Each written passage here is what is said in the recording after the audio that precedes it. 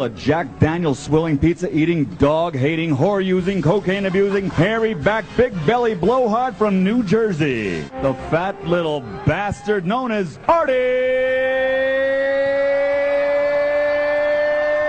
Lang! I hit record. Did you? We are recording. Do we still have the open, by the way? Did you record an open, Dan, of you sipping coffee? No. Why not? It was too annoying. I wanted that to be the open. Dan, that's an order. This is my show. You also said you wanted one of you blowing your nose. I do too. Oh yeah, I do. Okay, I'll What do you mean? Okay, what is that? What is that? What is that attitude, guys? Let me tell you something. I'm glad you just heard that. Dan technically, but not technically, works for me. Dan, I pay Dan's salary, and this is the conversations we have when I point out something wrong. I asked him. We started doing the show about 2 weeks ago, and I hear a disgusting slurp sound, like just like a. And I'm like, what the fuck is that? I'm like, Dan, what the fuck is that? And he goes, I'm just having some coffee. It was 3 a.m. I needed some coffee. All right, okay, yeah. He loves to throw that passive aggressive in. Again, Dan, do you want to hire somebody else who can be up at 3 a.m.? What do you have to do tomorrow? What do you have to do tomorrow? Taxes tomorrow. Oh, yeah. What, you waited till the last day? No. Such a passive aggressive. I remember seeing that on an old Bob Newhart show. And He's they so were just like- passive He was like, aggressive. I always do my taxes on the 14th. And I was like, what the hell's the matter with that guy? He's like a noted psychiatrist. Why would he wait till the last minute? I owe Dan money too, so he's so passive aggressive, so he does taxes. No, that is. He's so passive aggressive. Taxes. I don't want that. Tomorrow, yeah. You really waited till the last day? Yeah. Isn't that risky? No. No, why is it risky? Well, what happens if you don't pay him? No, you have to pay a little penalty. April 6th. What if you send them on April 20th? You just have to pay. They'll take them. Oh yeah, you just have to pay like for me, I don't think it'll be that much. How much? Well, Dan, you're rich. But then it's like one of those things where they know you exist. You know what I'm saying? Like where they have to we have to send them the penalty thing. You know, it's like you just want to be under the radar. Would you have to? I think the accountant sends a sheet saying that that it'll be here and like an extension. Yes. Would extension. you have to? Oh, Would you have to cut into your inheritance for that? There's no. So you have an accountant. Yes. Oh, yeah. okay. I thought you were doing it yourself, and I'm like, I don't know. You guys realize we're on the radio. What? Okay, so This is how you start your well, podcast? It's not the radio, but yeah. So again, I said to Dan, make that the open. That's got to be the new open. And he goes, okay. And now, of course, it doesn't happen. Like a lot of. He doesn't even have any coffee with him, but I do. It doesn't happen. And then he goes. He has the audacity. Yeah, exactly. That's what it was worse. Oh man, It's not worse than that. Because it's very effeminate. I try to be quiet. No, but you're not being.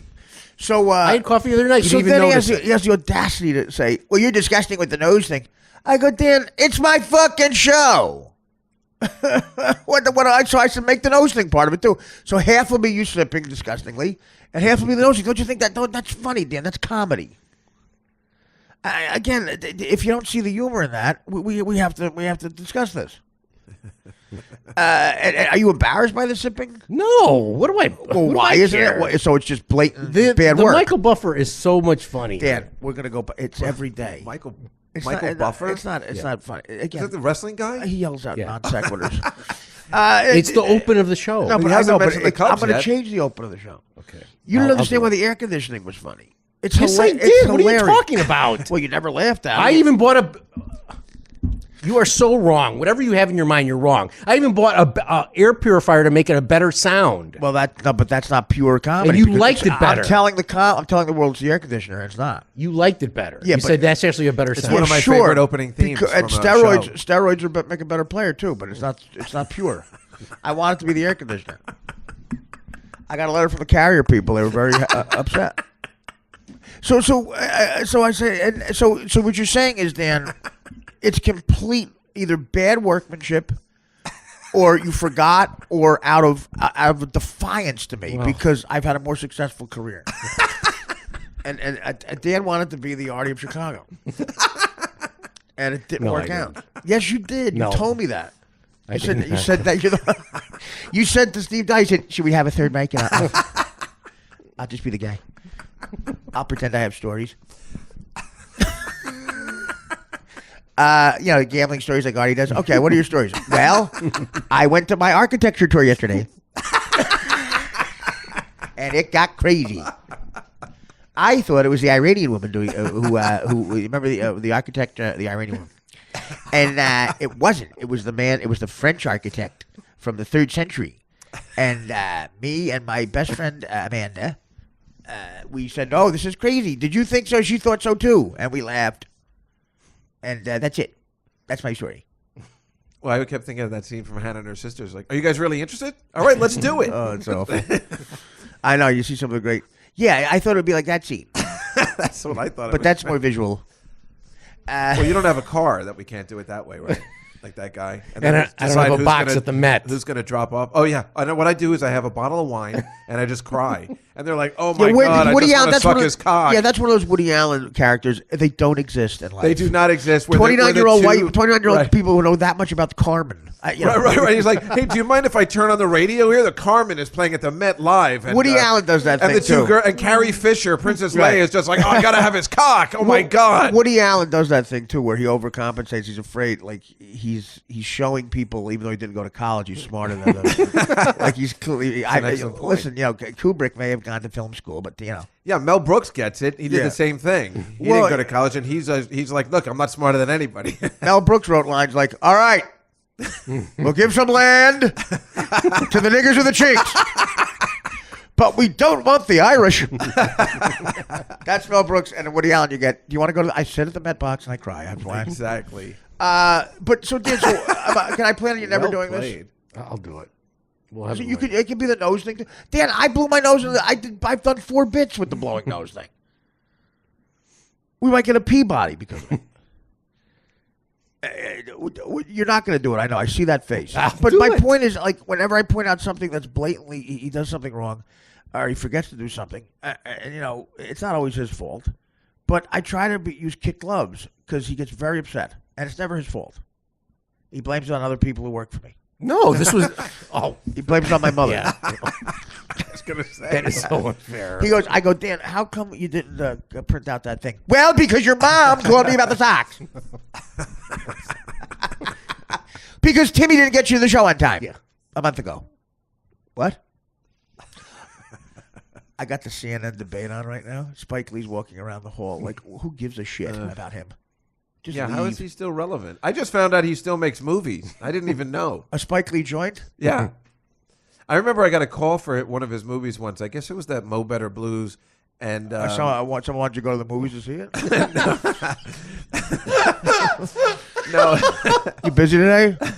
No, I got a call from one of his people. I was trying to be an actor. So they're like... One of his people? And this girl, one of the girl, and clearly like a young black girl just calls up, Spike wants you to be in one of his That's movies. Not how she Swear to talked. God, she did. And I was Who like... was it, Ossie Davis? Ruth, what's the broad name? Ruth. No, I'll never forget it. It was just this little. It was clearly a little black girl, like younger a than little me. black like, girl. Spike wants you to be in one of his movies. And I'm like, who's Spike? Hey, who is this? Hello there. They just expect me to know who Spike is. It just matters, Juskow. Well, then when I saw Mo Better Blues, I realized they wanted me to play an evil Jew. Yeah, like they saw my headshot. And they're just like, perfect. You're screaming evil Jew. We're looking at your headshot right now. It screams evil Jew. Meanwhile, I would have been honored to have that role as the evil Jew. People have given you headshot money. just out of rhetoric. I thought with Amos and Juskow. Some photoshopping, I didn't look as Jewy. I pitched I pitched a Mad TV Tori Amos and Andy. Still waiting on that one. In the revival, maybe you could do it now. Yeah, I would do it. By the way, this is so great. This is so great. Mad TV had the reunion thing, and Mad TV over the years, especially, I left in a cloud of cocaine and was arrested. But I landed on my feet somehow. It's just so weird how sometimes in life it's this, either blessing in disguise. Literally, I did 2 years on Mad TV. I did just enough work to get noticed by, Norm Macdonald and MGM. I never met Norm before. Our goal at Mad TV was to do enough work on that show to get into movies. And no one could do any movies because they were under a 5-year contract. I got let out of my 2-year contract because I got arrested for possession of cocaine. And I did about 15 sketches that I was proud of that were on a reel tape. That, 2 years on a sketch show, you got a lot of material there. And it was an impressive tape just because there was so much shit. And I get out of my contract because I'm arrested. And they said, well, we were sorry. I thought I'd have to drive a cab again. I know that Norm and the people from MGM and casting saw me on Mad TV and said he'd be perfect for the buddy comedy with Norm. I didn't know that. Yeah. That's So how it happened? Norm calls me. I got a I call thought from you my guys knew each other from comedy. Never knew him. Wow. Never met him until the screen test for Mad TV. Really? I'm about to call the cab company to get my cab job back. I get a call from my agent at the time, Peter Principato. Peter Prince of Fatso. Peter Principato. Oh, well, come on, stop it. Sorry. Stop it. It's good, man. I mean, that's terrible. I got my reasons. Listen, tell Dave we're working on. Tell Artie we're capitalizing on the L feed. Tell Dave I got the evil Jew part. You know, Couldn't even get that for me. You know that story, the story I tell him about. Go ahead and do it. Get the pancakes. The pancake story about Peter. You got to know that. I don't think I do. Oh God. Okay, I'll tell you real quick. Please. Okay, this is my favorite Peter story. And again, I tell this with affection. He calls me up one day, and I'm on the Norm show. I'm doing a sitcom, and I'm back in New York doing a stand-up gig. And I like to sleep. He knows that. And he goes, listen, Artie, a guy from NBC has an idea for you. He wants to he loves you so much, just wants to meet you. I don't even think you'd have to audition. He wants to have you host a show on NBC. I go, really? He goes, but the thing is, you have to have a breakfast meeting at the Park Meridian. I go, what time? He goes, you have to be there at 8 a.m. He's catching a flight. I'm like, oh, God, I got a spot at, So, of course, I had a big Valentine's Day spot for Tim Davis to stand up in New York. I had to give Mylar balloons to Tim someone. Andre Davis. Tim Davis, yeah. I'm doing a sitcom. I'm making $35,000 a week. Tim goes, you want to host the show tonight? I go, no. He calls me 3 times, and he finally goes, $60. I go, Tim, I'll give you $200 never to call me again. One Valentine's Day, I walk in. It's Tim, who was he looked like Walter Matthau, only trying to be hip with a leather jacket. He had a leather jacket on that smelled like a hash he bought at Woodstock. Right. And he was 6'8". Really stood out. That's why they call him Tim Andre. Yeah, Tim Andre the Giant Davis. 6'8" of misery. I remember. He used to run that club on 14th Street, the Eagle Tavern. Wasn't Right, that him? Right. right. And then That I used couldn't to- believe that that he used got to- a legitimate. You know what that used to comedy be? Ames Billiards, that place. I didn't know that. Yeah, above it. Willie Ames Billiards. And Tori Ames Billiards. Ames at End. So, which is the classic pool hall there where the Hustlers based. So I really? I didn't know that. Yeah, Oh, that's Ames. cool. No bar, no cigarette machine, no bowling alley, just pool. This is Ames, mister. Wow. So I go there and I see him. I agreed to host on Valentine's Day. I forgot it was Valentine's Day. He like gutter sniped me, and I see Tim Davis, 6'8" of misery, holding 5 pink Mylar balloons that says, "Will you marry me, Amanda?" And I go, Tim, this is the most hilarious thing ever. I said, congratulations. Is that your girl name for you and your partner? Did he finally pop the question? He goes, listen, wise ass. You're emceeing next. A girl in the front row, Amanda. You have to hand these balloons to her, and her boyfriend's going to propose. I go, excuse me? He goes, her boyfriend's going to propose. You have to hand these balloons to her. And they paid extra for this. I go, how much extra? Yeah, how much extra? Could they have possibly paid? I hope you said $40,000. Well, you're going to love our MC Artie. He's bringing it into this stuff. He'll really play it up. I said, could you have picked a worse person? I hate MCing because I don't get into the people. Right. You know? That you have to give credit. You never do crowd work. No, and you have to. Well, I do something. I don't mind that, but you got to give the credit to the. This next guy does a southern accent. Jason Nash. And Jason cuts to Jason Nash going, Artie, I'm never going to get a deal with that intro. So I like those guys that used to say, "You fucked up my intro. Now what's going to happen?" I'm like, "Your intro stinks." What's going to happen is I'm going to tell everyone in the business you're a fag. Yeah, you're lucky I made up a good intro for you. You're lucky I'm here. So, Orny. I don't get it. That was the worst intro ever. I'm in the movie Comedian. My friend Danny Vermont, when he hated somebody, he would give them such an unbelievable intro that they couldn't follow it. Yeah, right, exactly. This next guy's been called funnier than Robin Williams. If Robin Williams and Richard Pryor fucked, they would not have a baby as funny as this next person. It is a douche move. It's awesome, though. I mean, it's unreal. We were just laughing. Well, that's like Bob Levy. Bob Levy's kid is 17 years old. Oh, really? Okay, and he plays the bass guitar. He's in a band. Bob sends clips of his son like playing the Barney Miller theme on He sends out clips on the internet, and the kid is such a great kid, and he's really talented. Really talented. But Bob goes, in the intro, goes, he's better than John Entwistle. The bassist for The Who, who's arguably the best bassist of all time. I go, Bob, you're not even kidding. I'm thinking ironic ever entered into Bob's life. He plays the part. He goes, he's like, people tell me he's like John Entwistle. I'm like, who tells you that? Nobody tells you that. This. Doom, yeah. It's like, wait, what? Nobody tells you he's John Entwistle. Yeah, that solo in the middle of Barney Miller that he added. Dan, are there tissues? I need like a paper towel or something. I shit my pants. No, my nose is always all stuffy too this time of the year. I got my allergies are like at a level where right. I need a nasal. I need an operation. For real? Yeah. You ever use one of those like neti pots or something? Even though they have the gay name. The operation's on my ankle. Gotcha. No, so Tim goes to me like he goes a little enthusiasm too. What is that? So $70 for the enthusiasm? I get up there. It's like why did he even ask you to do it? Well, Tim would say to me, "This is after Mad TV." Why is he asking Artie Lang to do it? Well, this is 19. I'm not bragging. I mean, I was somewhat of a, No, but I'm saying you're not the guy. I mean, everybody who knows you knows this is the guy you want to do this bit. Yeah, is it Kamau Bell available? Yeah. Fuck him too. He's got a whole bit about how the Ku Klux Klan still exists in 80 square feet of Kentucky. I love when people think that's dangerous nowadays. Like that's ballsy material. A black guy taking on the KKK. Wow. Boy, but you're not going to get work in Hollywood if you expose that.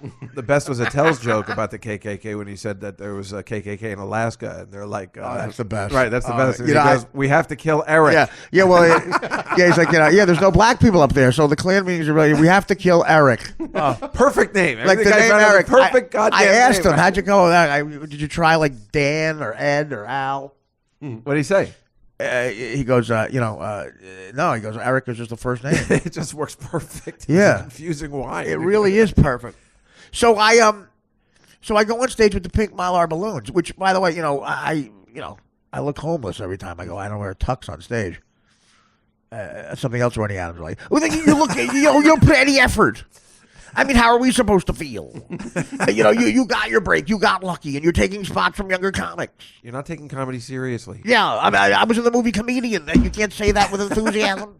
It was Jerry Seinfeld, Barry Katz. Please, I was Artie. the villain. I'm the villain in the biggest comedy documentary of all time. You can't be a little enthusiastic. There's a gumball with my picture on it. Do you realize if I do well here, the guy who books all of Eastern Canada's here? Would Dave? You're taking money out of my pocket now, asswipe. Would Dave be able to get on the bus? Yeah, well, that's right.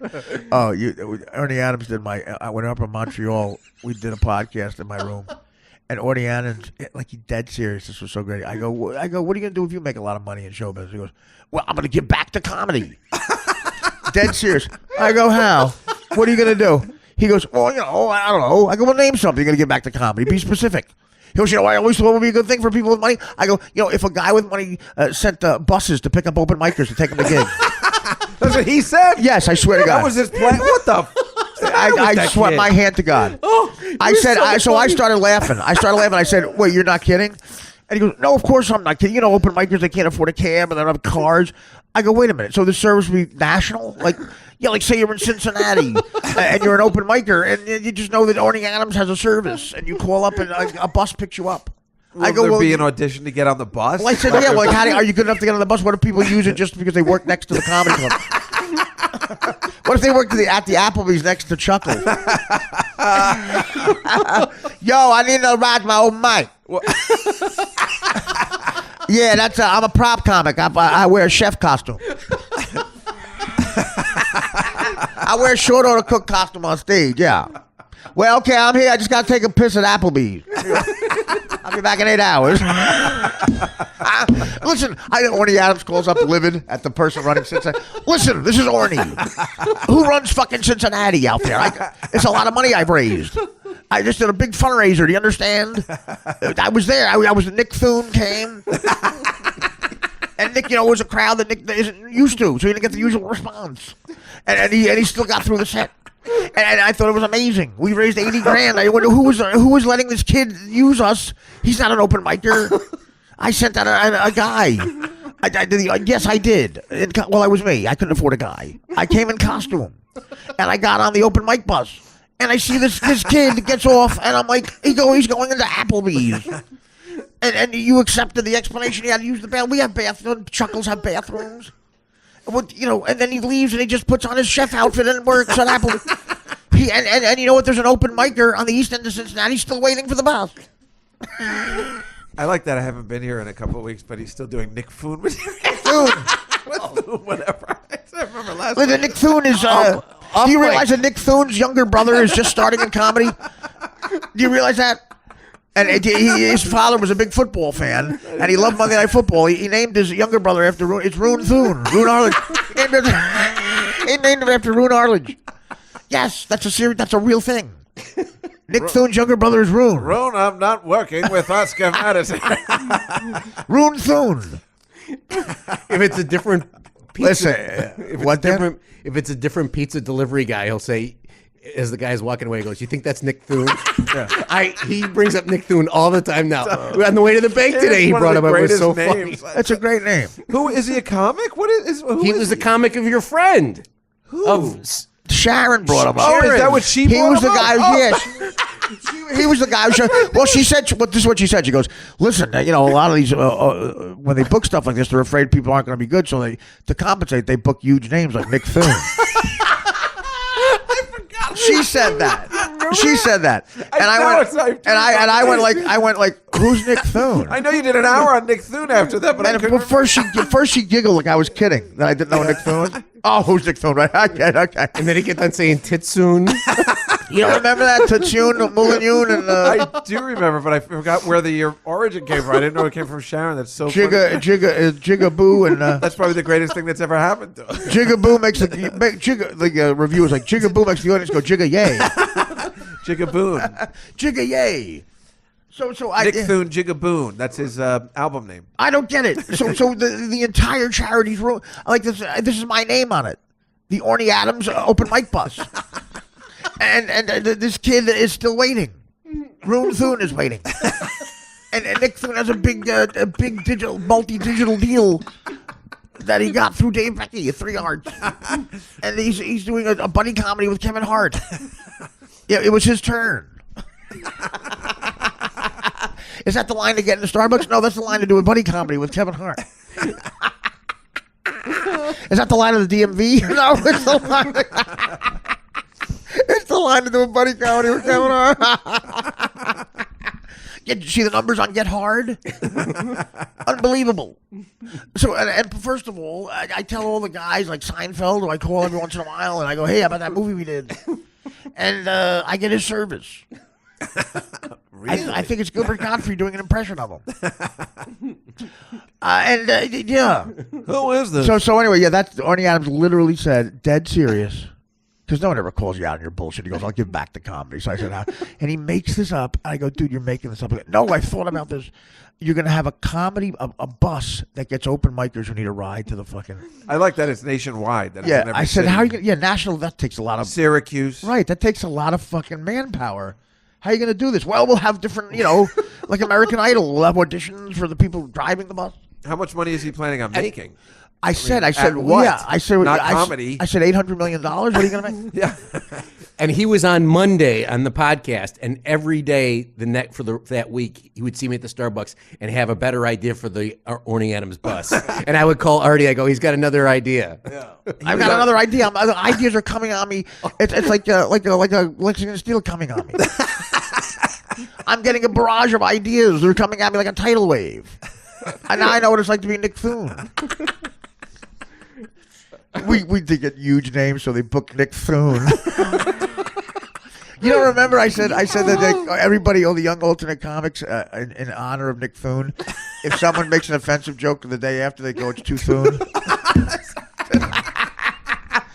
Too Thune.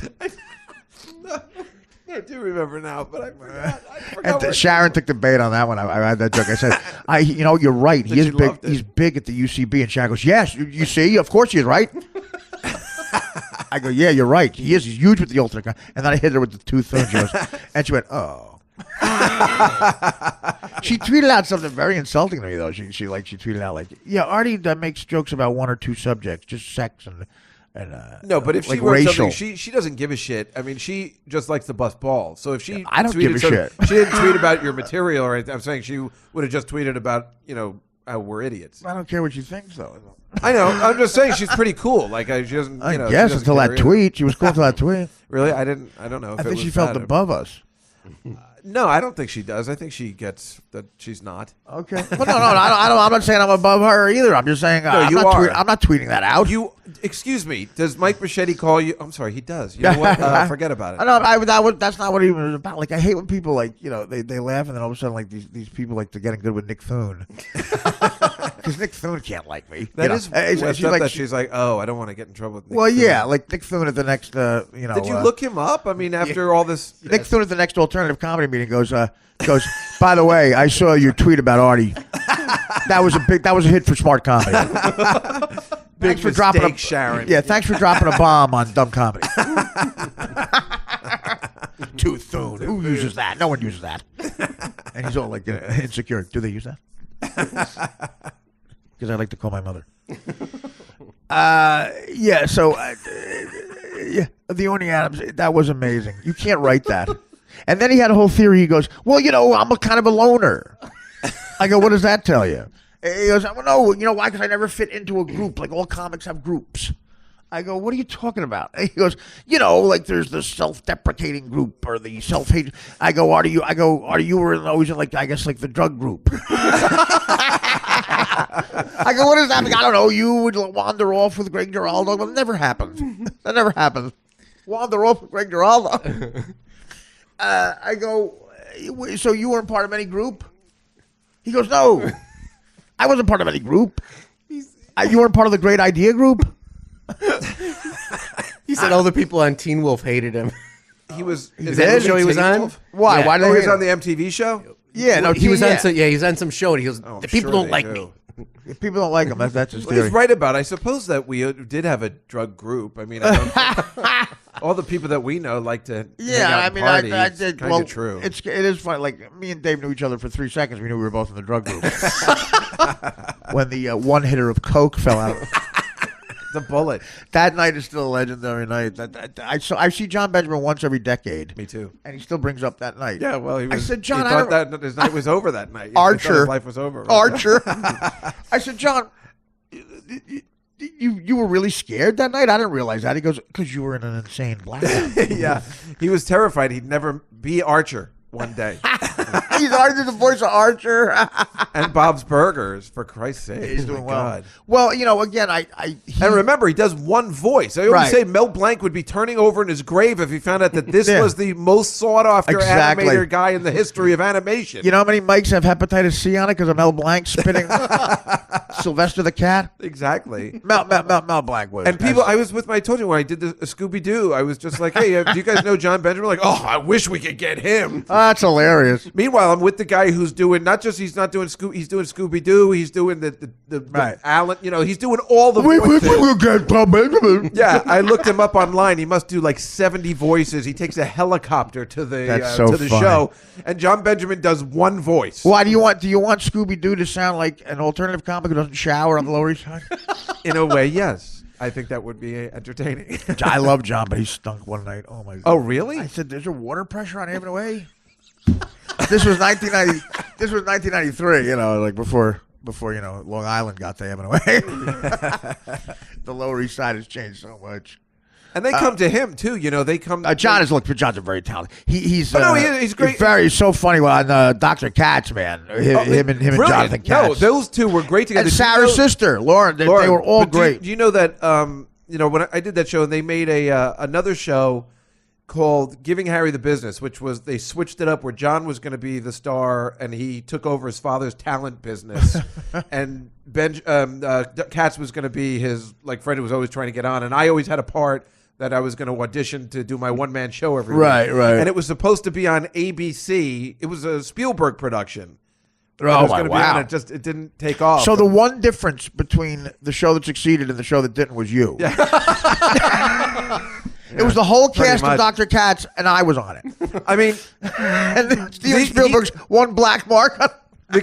he called this guy Tom Snyder. He was the guy who produced both shows. And I know who the hell Tom Schneider is. No, not that Tom Snyder. It's a different. What Tom the hell's Snyder. your problem? So him and Katz. So he goes, listen, Dave, I'm about to go into a meeting with Jeffrey Katzenberg and Steven Spielberg, and we just want to make sure that you'd like to be involved in this project. And I'm like, well, when's it going to shoot? You know, I couldn't. They called me with going to the meeting because apparently I was part of the pitch. Yeah. So I Well, remember talking to my mother about it, just going like, this is totally happening. There's no way. That's great. We were even role playing. You be Spielberg, I'll be ABC. We'll pretend like this is the meeting. We'd like to do a show. Oh, we're not interested, Steven. Thank you so much. And it turned out that they wanted to do it. They're like, yeah, we'll take 13 episodes. And Spielberg's like, we do 22 or we walk. And they're like, and then we'll see you later. That's hilarious. Sprint's unlimited plan, you can do more of the things you love. What the hell is that? It's a commercial for Sprint. Harry Harrison. Wait. WABC. What happened? My computer Did what? clicked on a commercial for accident. How'd My that hand happen? was, I was just tapping the top of my computer. Why? I was just tapping it. Bored by the conversation. Just no, I wasn't. That sounds like you're bored. No, Why were you tapping it? because I do it out of habit. I don't. What's the hell? Okay. All right. But that never happened before. Is it because you're tapping? Well, we'll move on. Well, I'm sorry. Or was it just because I was telling that story? You're like, let's go to a commercial. No. I just. It's passive aggressive. No, it's not. He doesn't. It's actually it happened already. He's mad that Dave. It happened at the beginning of the show, He's mad that Dave is doing well. and you guys didn't even notice it. He's tapping like him. Oh, so you fucked up twice. Yeah. That's a great Right. way to talk to your boss. But you know, again, can I just say, You missed the other 4 times I fucked up. I'm sorry. Dave, I'm sorry you have to see this. it's my But favorite. Dan, so what are the odds that Dan, in your opinion, does what I ask him and makes the opening, him sipping? I don't want to say anything. He he thinks gets I'm not angry if serious. I say it. Well, I think it proves that he's got something over on me if he doesn't do something like that. Yeah, I'll do that, fat ass. Yeah. Like he's in his room at night. That motherfucker. Yeah, I guess I'll do your fucking opening. It's like kind of like that Larry Sanders episode. Remember where Darlene put in con penis or something? Remember? Yeah. Just to, she's like, I must have done it subconsciously because I hate Hank. What happened to that chick? She had the tits on her. She was dating Shanley. She was right? dating Shanley, then he fired her because they broke up, and then she tried to sue the show because Oh, right. It ended badly. it ended badly, and now she Right. looks really proud. Wow. I'm just saying, they're talking about like how she just went like She looks apparently like she just Looks like Shanley. it looks bad. Yeah, it looks like Shanley at the end. Eventually she looks like Wolf Blitzer. So I'll tell you. So the bottom of the story is the top of the story is Orny Adams. Orny Adams here. So you had the open mic bus, which again it's flawed. It's a flawed thing. Yeah, who's going to clean the buses? I don't know. Well, that costs money. Well, I will all be in the budget.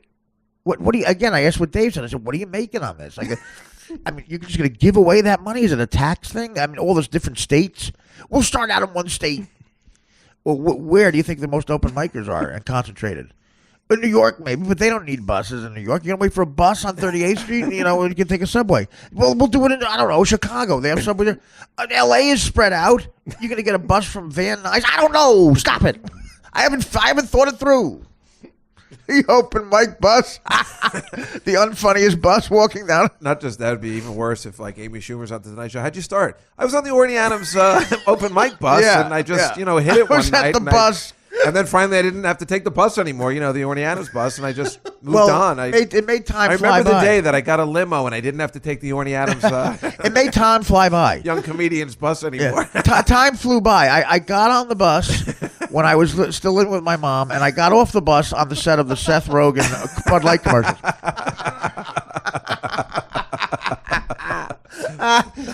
Yeah, I got on the bus when I was an open micer. I got off the bus as I was firing Rick Dorfman.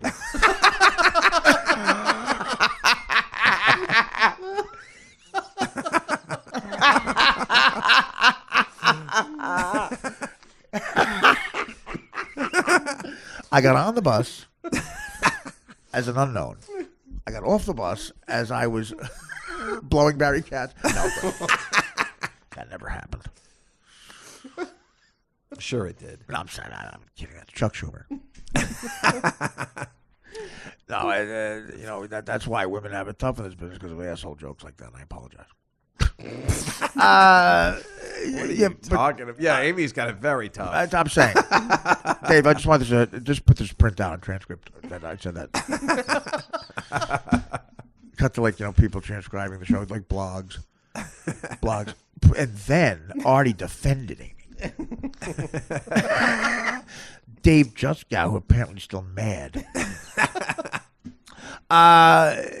So and then you bring out those transcripts like Lenny, like when you Lenny Bruce on the Comedy Channel, and I said right here, the transcript. It says I'm defending her, and yet the man. That Lenny Bruce thing that they show every time they show it on PBS, I watch it just to torture myself because of how sad it is. It is. First of all, you got to realize he's 38 in that thing. Oh, I didn't know. He's way younger than you think he is. And what we're talking about, guys, is Lenny Bruce for Rod from Bayside, and Artie fan clips. Lenny Bruce, legendary comic. Maybe you don't know. A lot of people don't know. He was like the Nick Thune of his generation. Yeah. Basically, he was the guy, like, if Sharon Houston was alive then, she'd like him. So, yeah. If Mike Machete was doing a gig that was going badly, you'd call Lenny Bruce. Yeah. Dustin Hoffman's going to play Nick Thune. Yeah, but at the end of it, he was the guy who basically took all the hits for people. He was known as an indecent comic. That's what the establishment. That's a good way of putting it. He took all the hits. He took all. Well, he got arrested. Picture this: arrested in San Francisco, most progressive city on the planet. He got arrested for saying "fuck" on stage, for cursing on stage. He got arrested in San Francisco. Did time, a few days, and basically stopped doing it. And then he sort of spawned George Carlin, and Richard Pryor. And the thing about Lenny Bruce was. And I don't know if Dave agrees, but he was a less funny version of George Carlin. He wasn't funny. No, I agree. But there had to be somebody who would start getting the ball rolling. He started, and like you said, that's the perfect way to say it. He took all the hits, right? And he started out telling jokes like Catskill jokes. There's clips of him as a young guy on the Ed Sullivan Show, looking like a guy who you would think is like a Shecky Green or something. And then, which is true, sort of Richard Pryor and George Carlin. They all started out like saw Richard Pryor on the Merv Griffin Show in the '60s. And I was like, who is this guy? He's just like telling hacky jokes. It's clean cut. Yeah, real clean cut. And they morphed into the '60s, and Lenny Bruce became known as the guy who knocked down those barriers. But again, George Carlin and Richard Pryor perfected it in the sense that they were fucking hilarious. And at the end of Lenny Bruce's life, he was it took so much out of him, and he was a massive junkie, like a bad heroin addict. And he had bags under his eyes, and it was about a month before he died, it seems. And he gets on stage at a small club, I believe, at the Hungry Eye or somewhere in San Francisco. I always think about it as the Comedy Cellar because that's what it looks like. It looks like the Cellar. Yeah, it looks like a modern day club now with a brick wall. It's in the Cellar somewhere, New York, Frisco. Definitely not L.A., I don't think. But he's got the transcript of his trials about indecency, which again I give it up to him, man. It's a shame, but he's incoherent. And he's got the mic, and he's reading directly. He's holding the transcripts, and he's reading directly from the notes of the trial. And it looks like the Iliad in his hand. It's like a huge 1,000 pages. And he stops to comment on it, and the comments sometimes don't make any sense, and it's so sad. It's like watching Joe Louis wrestle. I say, But when you see it in the movie, it seems like they made this part up. Right. Exactly. Yeah, the crowd's there to, they're gonna, this is gonna be great. Yeah, it just ended sad. But you can't. I mean, it makes so much sense that it would happen. He was just buried in those legal things all the time. It is really sad when you think about all the comics we know today that. I mean, for me, it was Kevin Brennan throwing around the word cunt for the first time in the 90s. I was that was shocking to me, and now we throw it around, Well, you can do whatever you want. Again, by the time I got on, Howard in a way went through it a little bit with, radio. Sure, he sure did. And it's amazing that he was able to kind of triumph and make money. Well, money. But Howard was brilliant in the sense that he read the whole tide and saying, like, no, this bitching about this will make me money because I'll be the rebel. And it was an example of where he really was the rebel, but he was also making money from it. Like, I'm the guy who they're going to get behind. Crucified. He was also he puts out Crucified by the FCC. That's a rally call. Like, fuck the FCC. Yeah. That's a rally call, and it makes him money. It gets him more popular. And what do you do when you become a rebel and you get all that power as a rebel and a true fucking outlaw? What you eventually do is America's Got Talent. It comes full circle. I think. But he was lucky that he had a forum, that he wasn't a stand-up, and he actually had a forum to read all those legal things. I mean, like he was able to actually do what Lenny Bruce was doing. Well, exactly 4.5 hours on the radio. But again, everything he said seemed interesting. It was amazing how he just had that sort of touched by the radio god. And by the time I got on the show, it was 17 years into that show, and I realized that I had all the freedom in the world. There's nothing I couldn't say, and people, even Freddie, sometimes would say, "It's great what you're doing, but you got to realize how awesome it is that you have this free wheel to stuff I wouldn't even think I couldn't say, like about sex, whatever, race." And then after the Janet Jackson thing, we were getting censored, and then I saw, oh my God, this is terrible. They're cutting out jokes that I like, and they go, well, welcome to our world for the first 10 years. It's so interesting that right. You came on when things were just kind of better for him. Where the show was already legendary. Wow. Yeah. No. I was just thinking today, like the first time I remember listening in 1982. I just had an AM radio in the car, right? And I was yelling out my window with my friends in high school. I'm like, "You got to listen to Howard," to the other car. Yeah. And just remember, really liking it. And then, right, you came in 17 years later. That's incredible. But then you completely became my favorite character. I told you that before. The first one we reconnected again, I was like, "You're my favorite character on the show." And when you left, there was such this horrible void that I was like, "Well, that was supposed to be filled by Dan."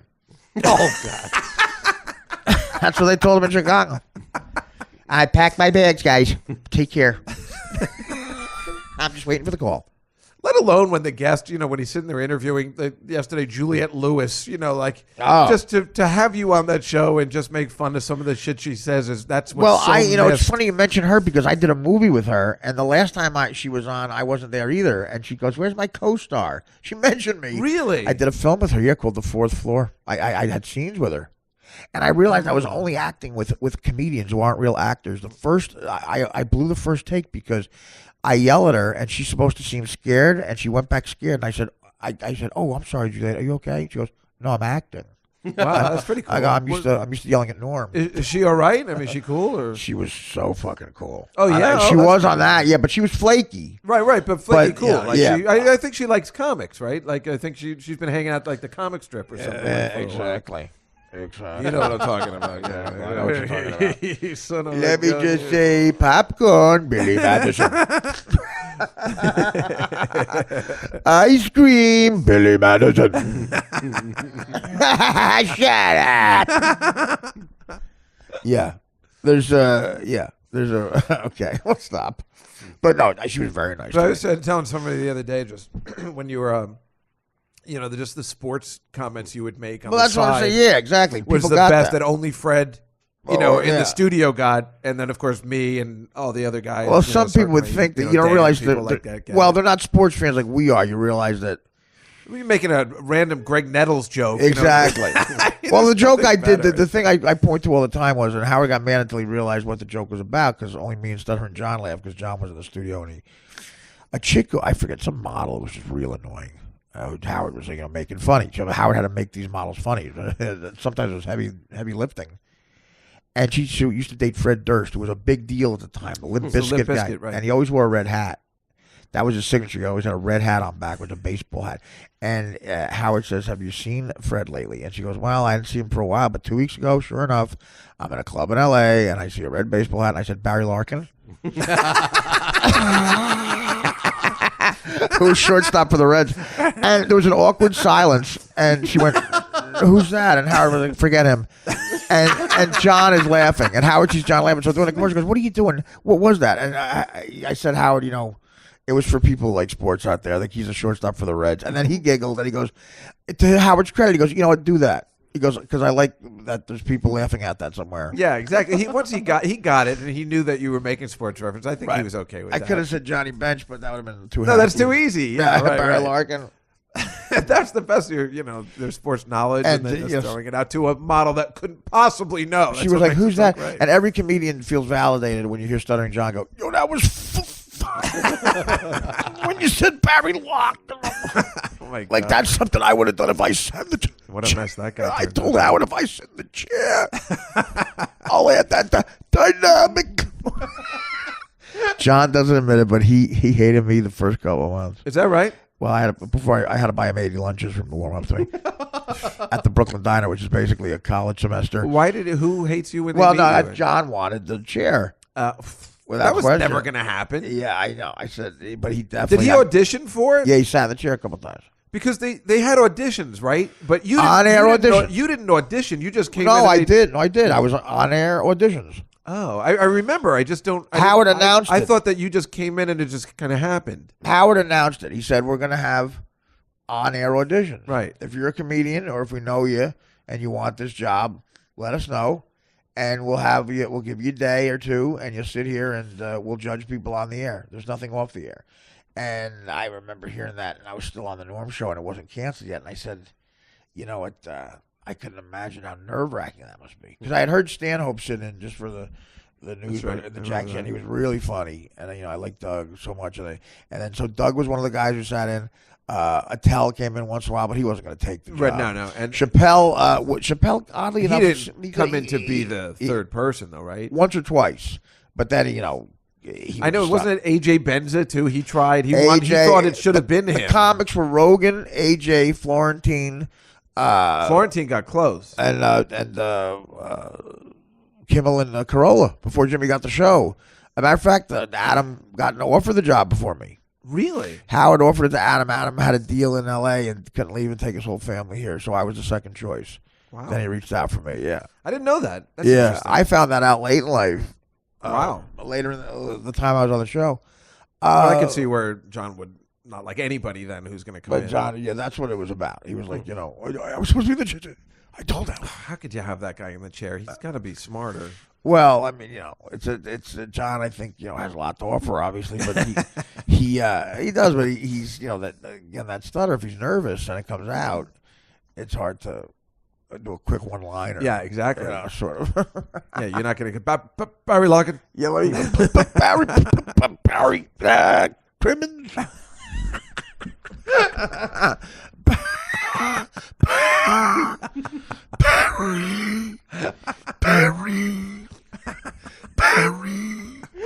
Barry Manilow. Damn wrong, Barry. Wait, John has a joke. and every time he opens his mouth, Fred just relentlessly going. Fred all over him. Fred was so relentless.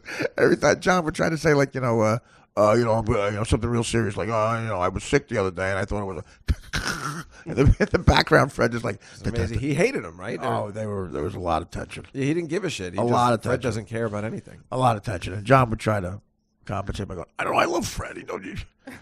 Yeah, because John always said shit like on the air about it, he wasn't supposed to.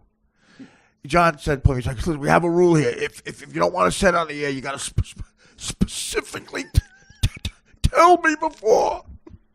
If you forget to tell me, I might say it." And I go, but John, there's some things where you know not to say. Yeah, but you got to tell me. Because, I know what Howard likes.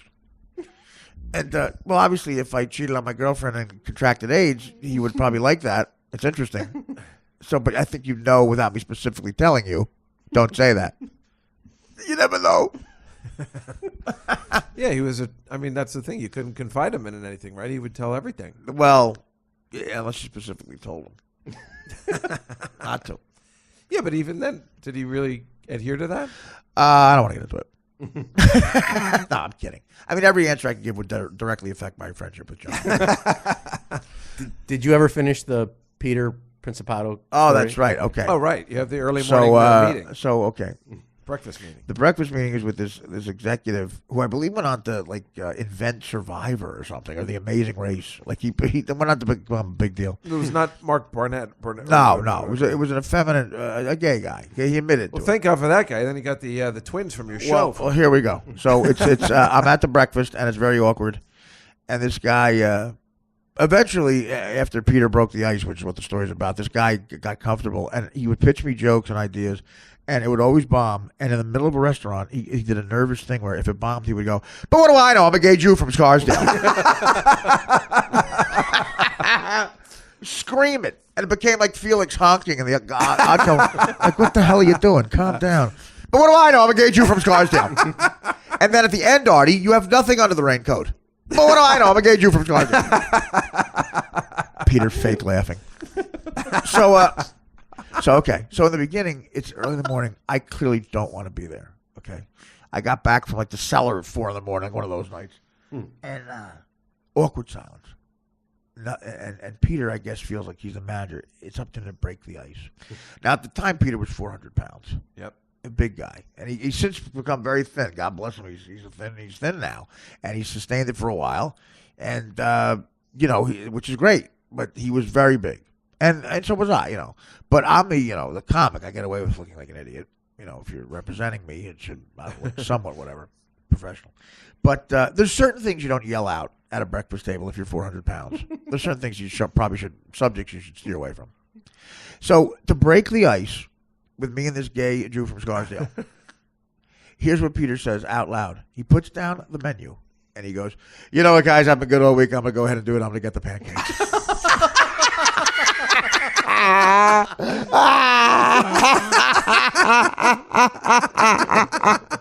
Me and the gay Jew from Scarsdale, we looked up and looked at him, and we bonded on it. We said, "Did he just say that out loud?" He put like he was winning a mahjong game. He threw down the menu and, "Guys, have a good old week. I'm gonna go ahead and do it. I'm gonna get the pancakes." And he's been thinking about it the entire time. I'm gonna go ahead and do it. All the stuff that guy was pitching you, he was waiting to say. You know what, guys? Have a good old week. I'm gonna go ahead and do it. Like he's making the $64,000 question. You know what, Gene? I'm gonna go ahead and do it. I'm gonna get the pancakes. In that manager voice, I'm gonna go ahead and do it. I'm gonna get the pancakes. And we're like, wait, you were good. What does being good mean? What, did you not eat a UPS truck?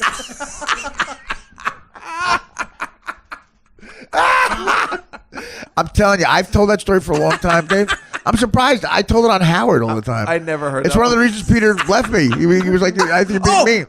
That part I knew. I think that it was one of the reasons. Right. That was one of the reasons. I got meaner. There were meaner things, but that was what he goes. Right? People bring that up to me all the time. I go, "They're being affectionate." Yeah, but I'm at the Ivy with a client. And I said, "I'm sorry." Exactly. I'm sorry I ruined the lunch with you and Anthony Anderson. And Anthony's weight challenge as well. That's right. Cut to him with like a glob of syrup on his polo shirt. But you have no idea. You know what? I'll find it. I'm going to show it to you. People have made up shirts on really professional shirts and say, "I'm going to go ahead and do it." I got to look that up on my Twitter. Look it up on my Twitter. I retweeted it within a few days. I'm just a gay Jew from Scarsdale, so I don't know, but I'm just saying. I mean, that's. But Dave, the idea the guy had is even better. Here's the idea he wanted to pitch me. Oh God. He goes, "I haven't run this by Lorne yet." Okay, which is first of all the worst way to start off a pitch. Lorne Michaels. "I haven't run this by Lorne yet." He goes, "Okay, listen. Here's the thing. I want to run a classic movie all fall, right before Saturday Night Live, like Christmas time would be It's a Wonderful Life, and you keep cutting away to Artie in Lorne's office, overlooking the set, and there's a time, there's a clock, hour and 58 minutes till the first sketch." And you go, "Now it's back to It's a Wonderful Life." And it could be you in black and white, film noir, and you're doing a Jimmy Short impression, whatever. And then Lorne comes up and goes, "We're ready, Art," and gives you a thumbs up, and you go, "Here it is," and you count down, and from Lorne's office. And you actually count down live from New York. I go, "Okay." I took a pause, and I said, "That's got to be a joke, what you just pitched me." I said, "I met Lorne Michaels a couple of times. First of all, he's going to kick you right back in Scar. You're going to be a gym teacher in Scarsdale after you pitch that. Second of all, Peter is eating his pancakes, so he can't hear it." Third of all, Dave, that was. I couldn't hear your pitch over Peter's chewing. So anyway, I'm going to do it, you guys. I'm going to have a second order. Yeah, guys, the pancakes weren't that filling. I'm going to go ahead and do it. I'm going to root beer float. You go ahead and do that, Pete. Have you heard the sketch? No. You heard the gay Jews pitch? No. You guys are still talking? Right. No, all I heard was Lorne. I said, that was really the pitch? I swear. Knowing what you know about SNL and Lorne, and I met Lorne, again, could you imagine a more unrealistic, out of touch, not knowing your job pitch? Not knowing your job pitch. Who is this guy? Is he still in show business? I'm telling you, I think he invented Amazing Race. Oh, yeah, Or he said created. He created a huge show. Or The Bachelor, something. He went on to create Really? a huge reality show, yeah. How do Now he's a you rich like Jew from Scarsdale. that? A gay rich Jew. I'm a gay rich Jew from Scarsdale. What does he know? Is that the shirt? Yeah, there it is. Oh, wow. I've been good all Dan's showing me the T-shirt. I've been good all week. I'm going to go ahead and do it. I'm going to get the pancakes. There's a big stack of cartoon pancakes there. What's it say on the bottom? Artie Quitter Podcast. Oh, is that what it says? Yeah, the guy you advertised for us. How great is fantastic. that? How great is that? That's fantastic. I want that shirt immediately. And Peter, I can't even tell him now he created a T-shirt. He's going to be upset about it. Well, he said he's thin now, so why should he care? Well, all right, they're coming up at the train station with the shirt. I was at the Oscars. I was at the Morton's party at the Oscars after party, and 2 of the valet parkers. They had their head shot on that shirt. Hey, you're the guy that ordered the pancakes. You the Peter. You the Peter with the bottle. Oh, see. Hey, Look man. at Oh, my friend man. Juan. My brother Juan had your shirt. Yo, Peter, have you been good this week? Hey, Peter, you been good this week? Because I'm going to call the Mortons and say, get the pancakes. You should. I Peter, can you make pancakes for Peter? He don't want that faggot sushi. He's been good all week. I've been good all week. You know what, guy? You know what, guys, I'm going to go. Picture him hitting down the menu like, you just hear, because he's trying to break the tension, you just hear whap. You know what, guys, I'm going to go week. I'm going to go ahead and do it. I'm going to go ahead and do it. Was that after the pitch or it was No, before? no one Just before? talked yet. Okay, nobody talked. No one spoke yet. I grunted at him because Peter goes, this, of course, is, I forget his name. We'll call him, I don't know, Flimsy. Right, this is Flimsy. This is Flimsy Greenberg. Oh, Flimsy Greenberg. Oh, the gay Jew from Scarsdale. Hi. It's a Flimsy Greenberg joint. Yeah, I got a call from him. He's like, we need another gay Jew from Scarsdale. Hi, I'm Flimsy Greenberg. All right, I got a call from Flimsy Greenberg. Yes, FG. His middle name is what? Alan? No. FAG? No, that's fantastic. What a terrible joke. FAG? No, that's it. I said, what's his middle name? Alan? Oh, that's terrible. I mean, I think it's funny, of course, because it's me and you bonding. Peter would try to, Peter was not like Dan, he was effeminate. But you had to see the way Dan was sitting on the couch. I'm going to try to recreate it. Like, he doesn't realize he does it because he's a woman. I told you, my cat sits that way. It's no big deal. He was looking at me and...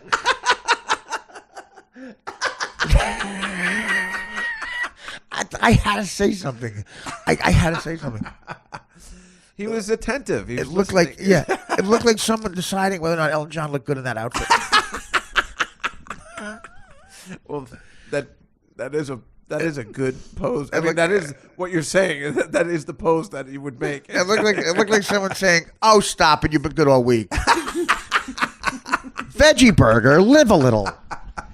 You've been good all week. Go ahead and do it. Get the cock.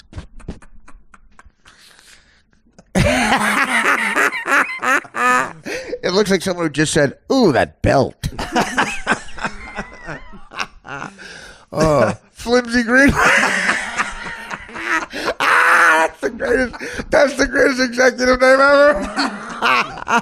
Another Flimsy Greenberg production.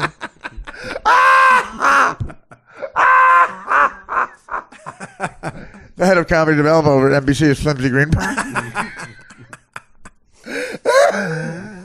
He's a gay Jew. The head of development at NBC wants to meet you tomorrow. Flimsy Greenberg wants to meet me. Mr. Greenberg, Flims, call me Flim. Flim. Call me FG. Call me Flim. Don't use my middle name. Your middle name Alan? Yeah, no, it's not Alan. I changed it. Tyra. Fig? Damn it. No, it's Otis. Fog? Damn it.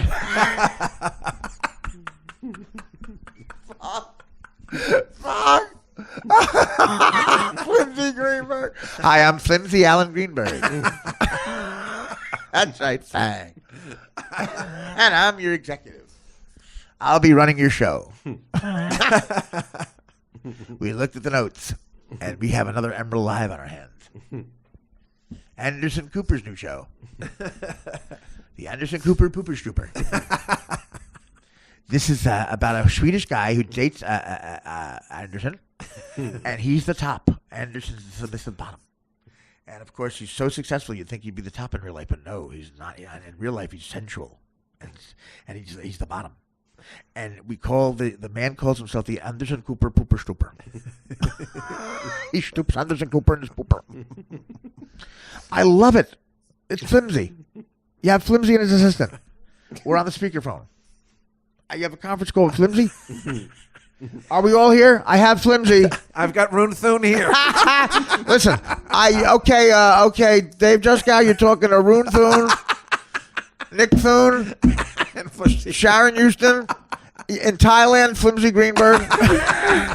He's on vacation in Thailand. Flimsy, are you there? Huh? You know, there's not really good reception in these opium dens. There's not good reception in these opium dens. Oppie, could you set me up another one? Set me up another pipe. I called. He sets up another opium. Oppie, it's Flimsy. Yes. Mr. Greenberg? Yes. You want another pipe set up? Yes. Set me up another pipe. Listen, I don't know if it's the opium, but this pilot is hilarious. I am not going to sleep over Flimsy Greenberg. That could have been this guy's name. Oh, there's so many executives that could be Flimsy Greenberg. Hi, it's Flimsy Greenberg. Is this the BMW guy? Yeah, I'm coming in. I decided to go with the 750. I know I come from money, but I want to make my own money.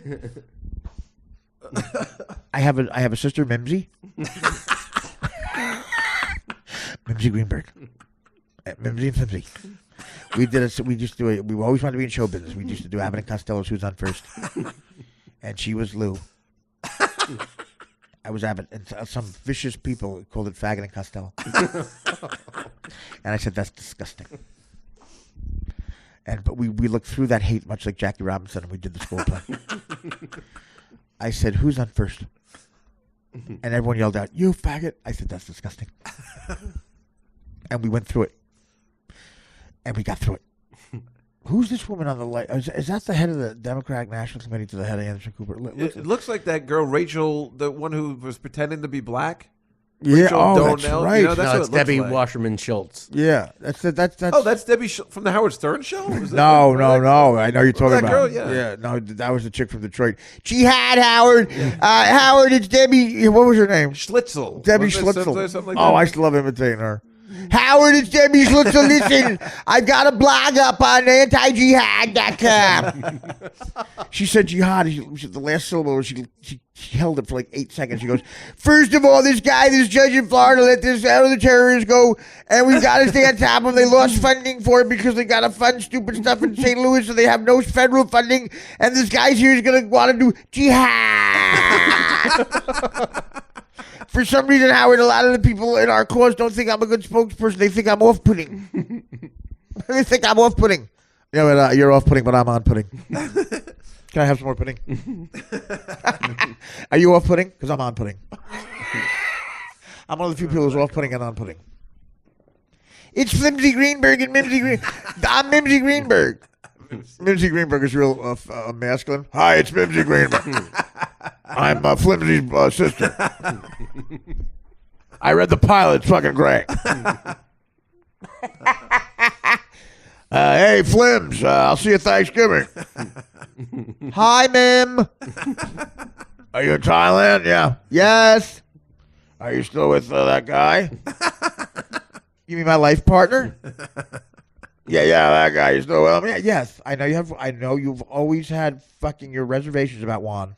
I don't know. There's plenty of white tops. Again, with this disgusting racist rhetoric.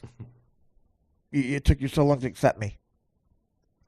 You know, I'm one of those rare Cub fans who's also. Now, that time you brought it up, not Dan. The way he was sitting was very off-putting. And I showed Dave. I said, look at him. And Dave immediately knew what I was talking about. Oh, yeah. Like I said, my cat sits like that. Yeah. Is it a male cat? It's a female cat. Oh, it is. What? I'm listening to the conversation. I have a lot of time since I'm not taping the open you want. It's amazing. Brings it back. I'm not taping the open, so I have plenty of time. I was just on a chat room. I was on an anti-Artie chat room that I started. I was on a Who Hates Artie thread. Guess what he wants me to do tonight? Well, Flimsy Greenberg don't. Flimsy Greenberg don't play that. Flimsy Greenberg. That is. I don't know why. That's the name. If I was going to write a network or a movie executive, he'd be Flimsy Greenberg. That's his name. In any, I want to write a movie, as a matter of fact. Yeah, right. Now you just want to write it around that name. Yes. It makes sense. I'm gonna write, or like a Broadway play called Flimsy. What was Tom Cruise's name in Tropic Thunder? Tropic Thunder. That would have been the one. Take him in ass.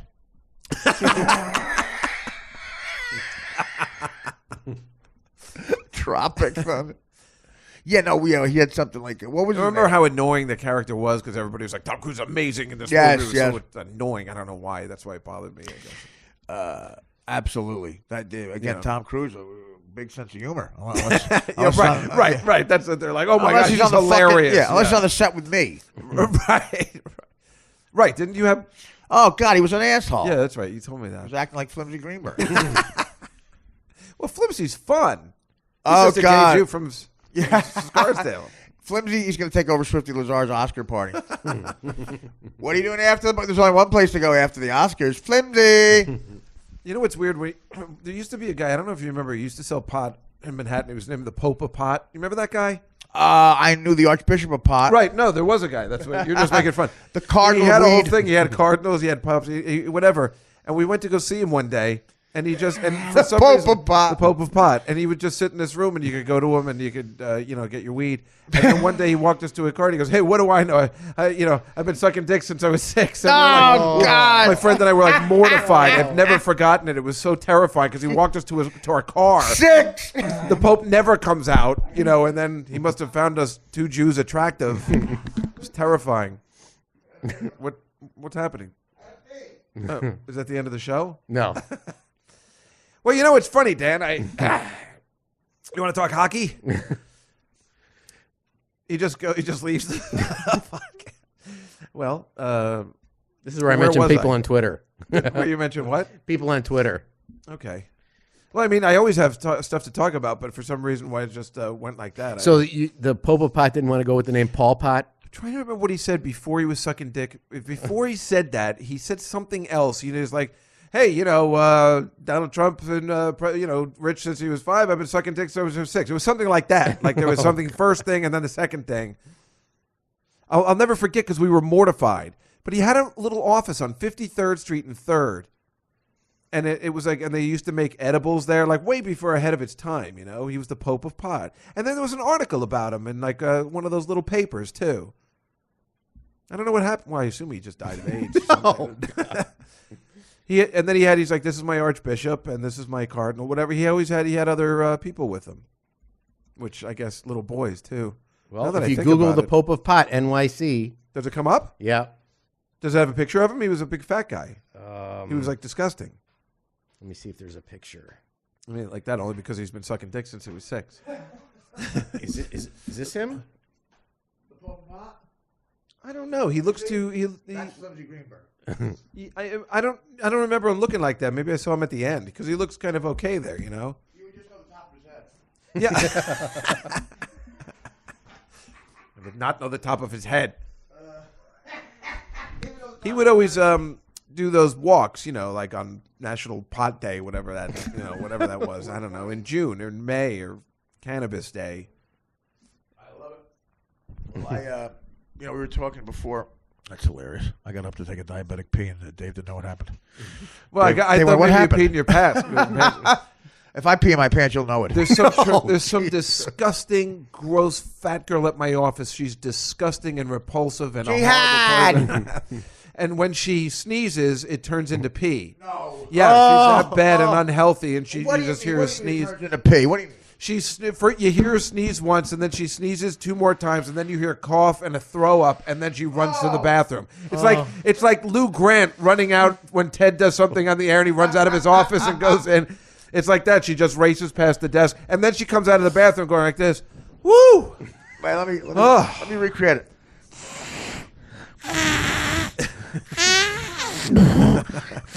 Whoa! Whoa! Whoa! I'm sorry. I gotta leave. Wait, I'm sorry. Yeah, no, that's it. You're not even exaggerating. That's exactly it. Flimsy Greenberg.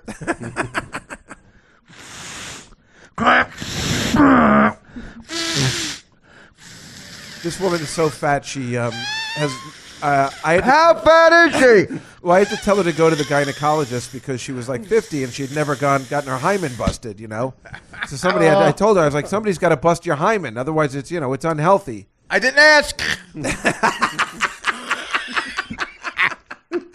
I come out, my hymen will be busted. Somebody had to bust her hymen. When I come out, I'll need to see my hymen be busted.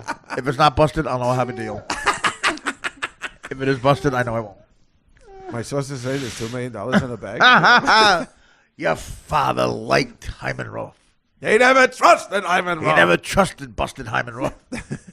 If Hyman They're all Roth, backed if up by Hyman that Roth Jew. was broke, they call him busted Hyman Roth. I think when I do the show, and they're all backed up by that Jew in Miami. Which Jew in Miami? How am I supposed to know which Jew? Are you kidding? Could you be a little more specific? Cone Hyman Roth. The one around the Boca area. Busted, What the busted Hyman Roth. Buster Hyman Roth. Yeah, no. He got arrested. Busted Hyman Roth. Your hymen's been busted. Smaller piece. Look at Hillary Clinton. Okay, we got CNN on. The debate tonight was so insane. Hillary Clinton is an evil, just an evil, lying. I mean, listen, I don't have any. I'm not political. Like, I make fun of the Trump kids because it's fun. I'm a comedian. It's funny. People on Twitter think, oh, you're so anti-Trump. I'm not anti-anything. I'm pro-comedy. And so the Trump kid's talking about the importance of hard work. His daughter with Marla Maples, who looks like she thinks the blue part of the globe is the sky, for real. She is talking about how the whole family's talking about her first job interview, and they've got her fingers crossed. How'd it go? I don't know. We'll hear. Meanwhile, the job interview was at the Trump Tower. It was? Are you making that up? Or? I'm not making it up. Oh, my. So they talk about the importance of hard work. The importance of hard work. Eric and Donald Trump. They work at the Trump building. I mean, I'm still angry. And I mean, just mentioning it a little bit on the news, but I mean, those kids aren't registered to vote. They missed the deadline. That's like the worst thing you can do. They don't care. They're in their own world. Well, it's bad for him to not make sure that happened. Yeah, I mean, that's like I couldn't wait. I was like the day I turned 18. I went down to the post office and registered. I couldn't wait. Did you ever? That's in your Eat Your Hollywood story. Wait, Dan, do we have? Well, I remember do the we year have after amazing, that. I registered for the draft. Do we have? Wait! Stop there! Stop there! Stop! Because we have to set it up. Don't just play it. Oh. Don't you understand that if he hears it a little bit, it'll ruin the joke. We have to set it up. Jesus Christ! So you didn't hear? Okay, so Eric Trump is giving an interview with Greta Van Susteren, and listen to how rehearsed and nervous he sounds. He says the word "amazing" 5,000 times, talking about Melania. Ugh. And you can tell he's afraid not to say the wrong thing. He's going a million miles a minute like he's going to crash into a mountain of insecurity that his father's going to yell at him. Okay, so the question that he's just been asked by Greta Van Susteren is, it's wrapping up the interview, live TV. What do you think of Melania and the fact that she's not been on the campaign trail a lot yet? No, listen, she's an amazing person. She's incredibly solid. And right now she's really focusing on being a mom. I mean, she's really an amazing mother to Barron, and I give her all the credit in the world. And this is kind of an amazing process, especially at that point in the young kid's life. And, his father's running for commander-in-chief. Our father is, but, we're a little bit older and we understand the world more. And it's really amazing that she's doing such a good job kind of mentoring him and, taking such great care of him. And believe me, she's by my father's side, all the time at the debates and this and that. But she's a really amazing person. She's a wonderful person. And she would make a great first lady. I mean, she really is solid as a rock. Is that Eric Douglas? That's, yeah, exactly.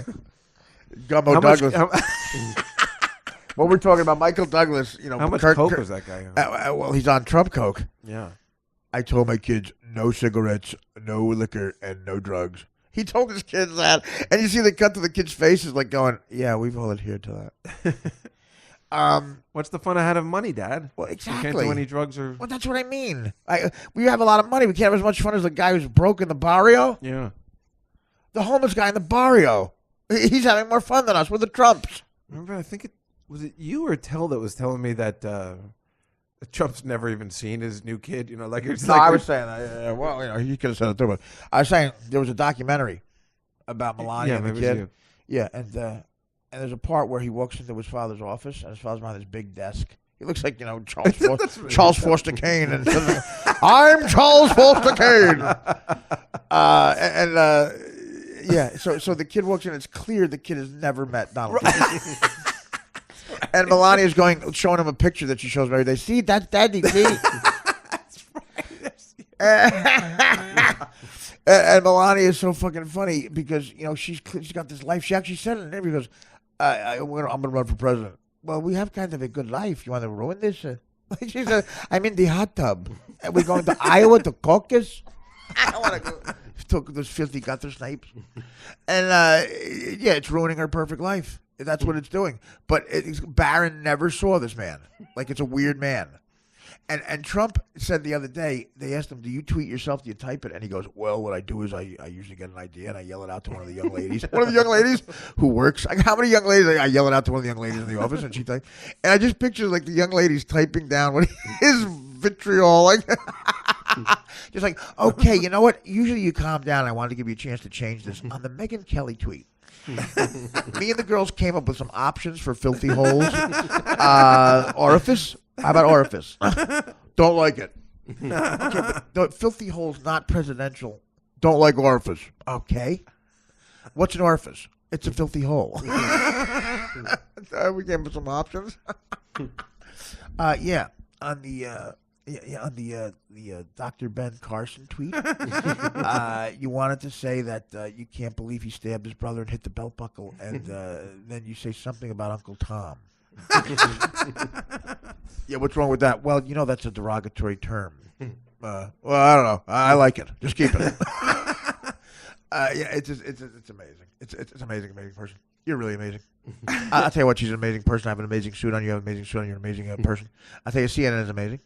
Am I on CNN right now? Because Fox is also amazing. There's a lot of amazing news sources out there. CNBC is amazing. The presidential process is amazing. The White House is amazing. I like people who are amazing. Sometimes I do something that's not amazing. My father says you weren't amazing, and I say, "I'm sorry, Dad, for not being amazing." And he says, "Try to be amazing tomorrow. If I'm not amazing tomorrow, sometimes I get an amazing punishment." My father gives the most amazing punishment you ever saw in your life. He's an amazing punisher. He's also an amazing praiser. He's my amazing best friend. I love him. He's amazing. I have an amazing older brother, an amazing younger brother, and an amazing younger sister. I have an amazing person who names those people like a Barron's amazing. I didn't meet my father until I was 17 years old. So the first time I met my father was a commercial for Trump Steaks. Amazing. But there's something going on now with the Hillary Clinton and Bernie. Again, Bernie Sanders is just he looks like he's going to die. He's so old looking. I mean, he's an old guy. Well, he's only in his early 70s. Yeah, though, but he right? looks, doesn't he look? I mean, she's 68. I guess I try and say that now because, we're so old. Well, yeah, exactly. We're 50. She's just 68. And, they're older people, but she is clearly a liar on a level. There's something in those Goldman Sachs speeches and the speeches she made to all these banks. They brought it up, and she fucking dodged the question. They said, Dana Bash brings it up and goes, "Listen, would you please tell us, are you going to release the speeches?" She goes, "Trump should release his taxes." That's what she said. Yeah, And they go, "Okay, fine. But what about the speeches?" And she goes, "Well, when everybody else releases the speeches," and Bernie Sanders goes, "I'll release it right now. I've never made one." For $250,000 she got for the speeches.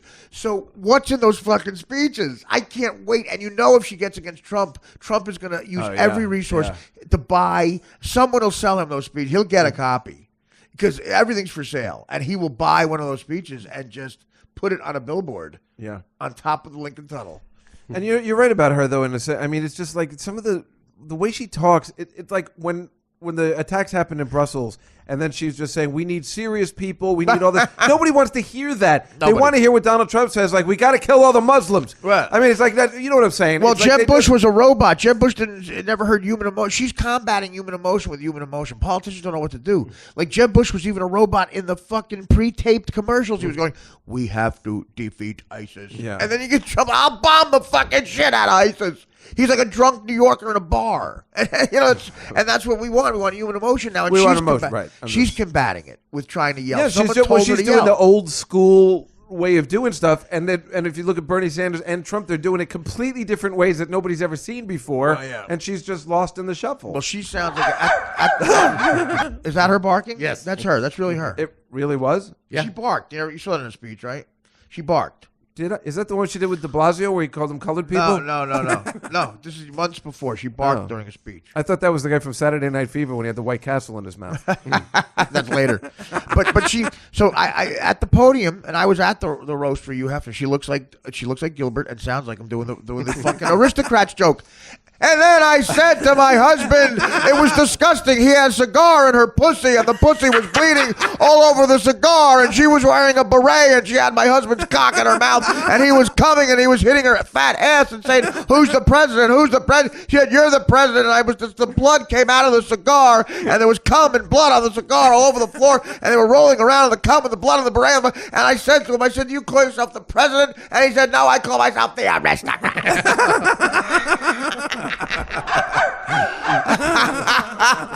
And then Paula Jones was wearing a wire in her pussy. She had a pussy in her wire, and her big nose was in front of the wire. My husband said, "Fuck me in my ass with your big nose, your big disgusting nose."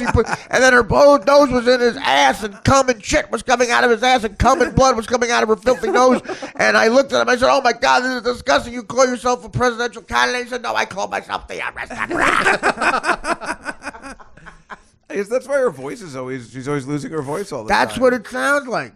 You're losing her voice, and she's gone. She's gone. I remember I had my face buried in pussy. That's hot, though. That's hot as hell. And again, Bill Clinton looks like he was a big brawny full of cum, and someone wrung him out. Wrung out all the cum. And he's just right now. What's she doing during these debates? What is in those speeches to those banks? It will be something that'll be. It sounds like she'll get deported. Much less she is. Wow. When everyone else releases him, I will, and everyone else has. Okay. This is a new request. Well, you can just email him right now. Over. Is Bill up? and then, well, I was curious if there was all WASP banks still, like Goldman Sachs, or those Jewish people, but those was old WASPy New York old money banks that she might have made, because that's what they are, the Clintons. I think they're WASPs. And WASPs they're blue bloods, Mayflower. They hate Catholics, Jews. So I thought maybe like if she was talking to like J.P. Morgan's like that. Like, of course, I'd like to open with a joke that J.P. Morgan might love if he were here today. A priest and a rabbi are walking down the street. They see a 10-year-old boy. The priest says to the rabbi, "Hey, you want to fuck him?" The rabbi goes, "Out of what?" Thank you. Now I'll get to my speech called "Keep Out the Blacks." She's got to be watching those speeches. Oh, yeah. Now I'll read a poem that I wrote today on the subway. Because I take the subway, of course. Bullshit. Ha ha ha. You're laughing, aren't you?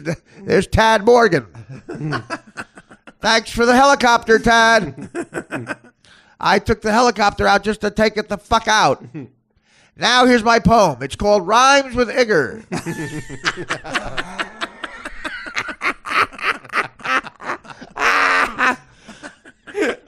How to cover up making an embarrassing gay son disappear.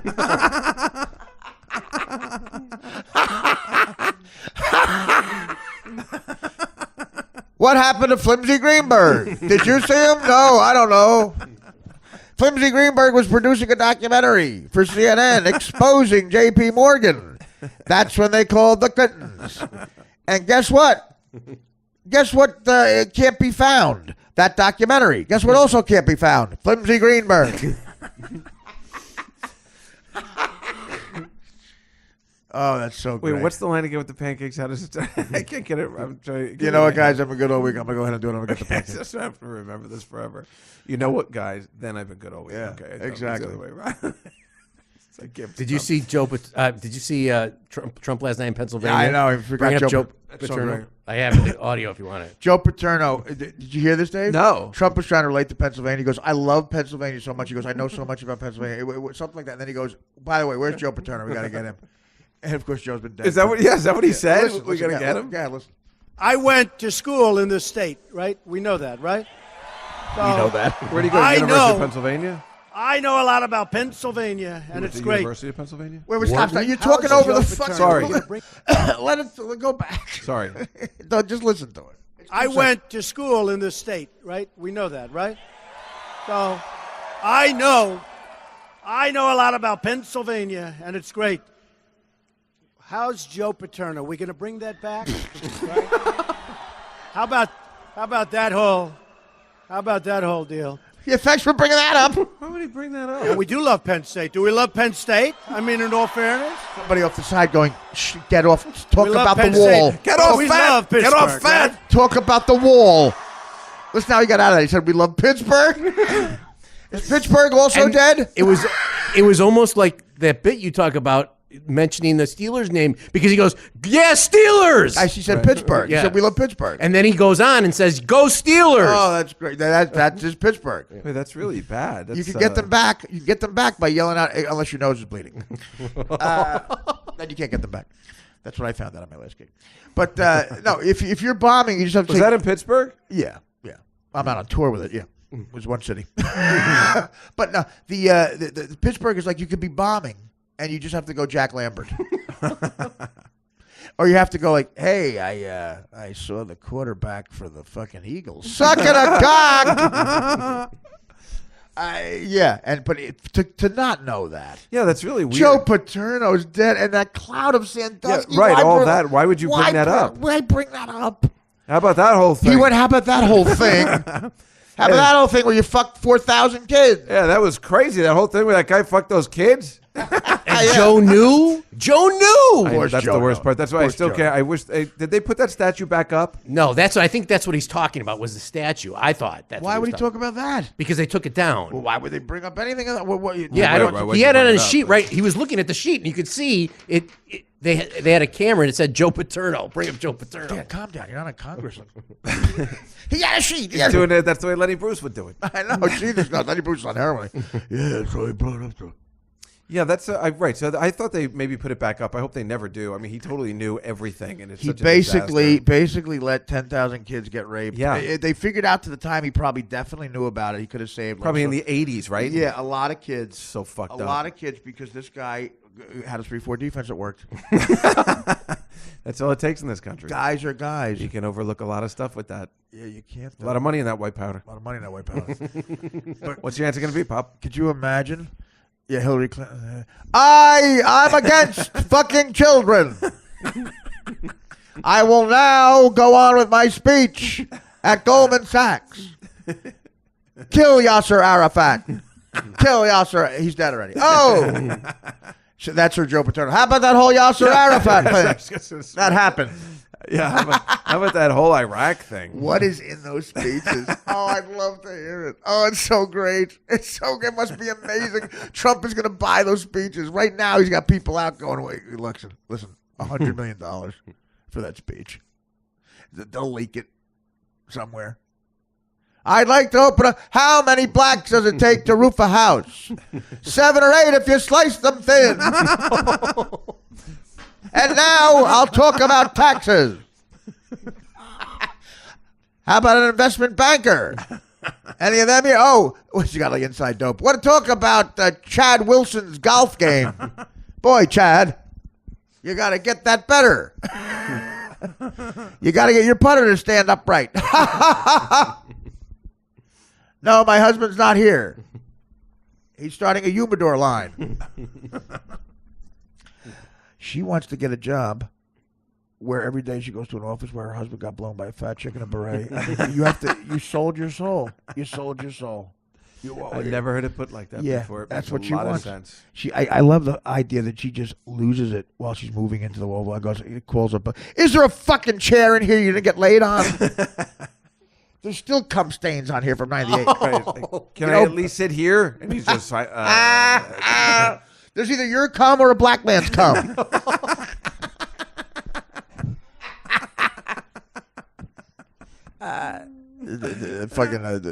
Barack Obama gets a guy-to-guy fucking real man note from Bill Clinton when he was, hey, buddy, don't think you're the first guy to tap a black chick in that office.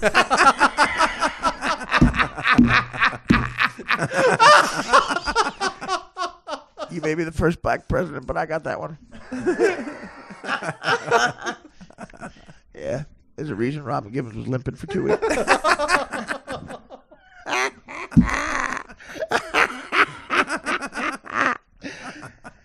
Hillary was doing some foreign policy bullshit. And she came in and she saw Robin Givens leaving. And she said, I just saw Robin Givens leaving. And she was limping. Why is that? I don't know. Yeah, unlike you, she likes cock. Wasn't me. That boss. Now let me get to my speech about my scumbag husband called Who Could Be Chelsea's Father? That's a rumor, you know, right? Right, Dan? Did you hear that? Yes. And Ron Santos might be on the cover? No. What was the name of their? I think Ernie Banks thought she was having twins. He said, let's have 2.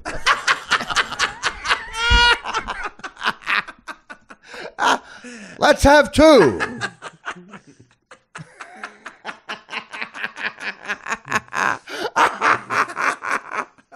Ooh, that's a good one. Dan's sitting there. Anyway, it was. What? Are you upset by that? No, I was. You seem offended by the Ernie Banks? No, not at all. No, you were like, I'll wait for you guys to laugh. You go, I wait for you to I wanted to make sure you weren't done. You were done. No, okay, well, laugh early. You're just sitting there like you're watching paint dry. Well, whatever. I'm just thinking about how I'm going to tape the opening later. It'll be 3 a.m. And it's tax day. I'm thinking of all the editing I have to do. Yeah, it's tax day, and when your boss is fat, you can't do. No, I'm not talking about you. What are you going to talk about then? They think it was Webster Hubbell's. That was Who's Webster Hubbell? He was like a Clinton lawyer friend of theirs. That Chelsea might be his baby. Really? Yeah. Well, but let's see what he looks like. Oh, when did this rumor start? Like a long time ago? As soon as Dan got up yesterday.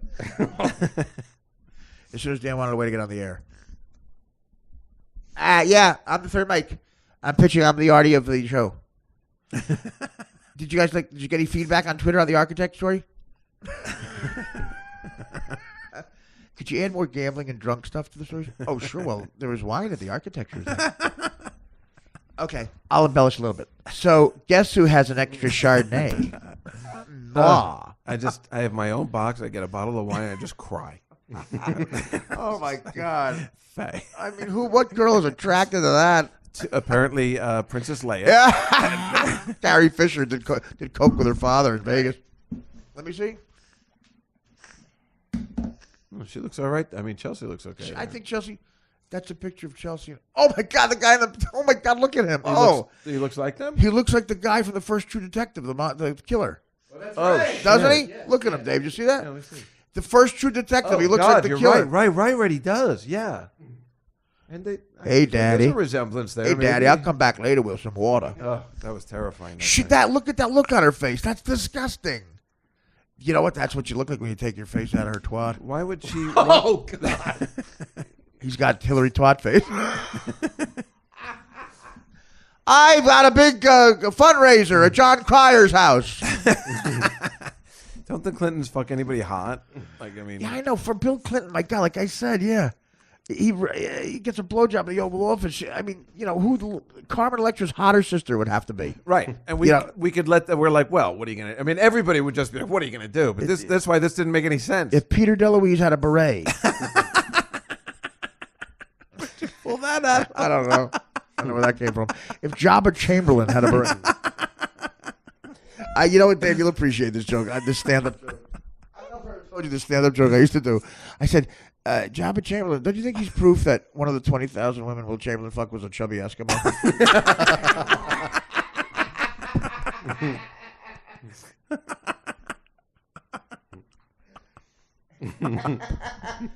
I used to do a joke when I first started doing stuff, like 93-ish. This guy used to get booed and booed. See if you get the reference. You both will, you sports fans. But I said, I was out the other day in a bar, and I saw Jim Abbott acting real arrogant towards his fans. And I walked up, I said, you know how many people would give their right arm? Oh, God. Be a pitcher for the Yankees. I remember that. And of course, he had no right arm. You have it. Yeah, no right arm. The How most did that impressive, happen? yeah, the most impressive human ever. He could field the ball with, like, and I'm goofing on him, like just I'm the asshole that goofs on him. The most inspirational story ever. Threw a no hitter with one fucking arm. He threw a no hitter. Yes. Yeah. Yep. I didn't. Oh my god. It might have been was it a perfect game there or no hitter? I think it was just a no hitter. Wow. So wait. So he. I mean, I remember when he was on the Yankees, right? For a while, Angels And and then the Yankees White Sox. and the White Sox. And he had one arm. So, but how would he catch the ball back? He had a little He would stump. put it on the stump. He had a stump. Wow. Right. And then when you take it, when he threw, as soon as he released the pitch, he would take it off the stump and put it on the glove on. And he was a good fielding pitcher. Wow. Unbelievable. What? Is he still alive? No, he died. He died trying to jerk off.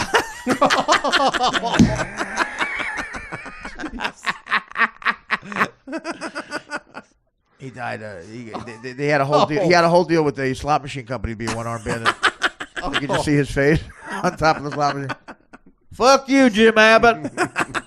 I lost all my money on that. Well, I'm gonna find him and kill him.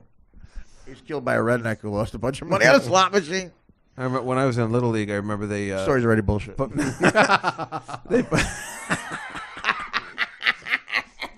I was in the outfield with a kid that had the same situation. He didn't have any fingers. No, you're kidding me. No, I swear to God. I remember his name was Paul Yeager, something like Talk that. about a frustrated sixth-grade girlfriend. And he had no fingers, and he bought the wrong glove the first day. Which, of course, is any glove. Well, they told him to put the glove on the hand when he has no fingers, so he can throw the ball with the other one. Oh, you my know? God. Oh, my God. Yeah, I'll never forget. Was the kid Catholic? I think so. I think I was the only Jew on the team. Well, Catholic with no fingers, just like now you're a Jew.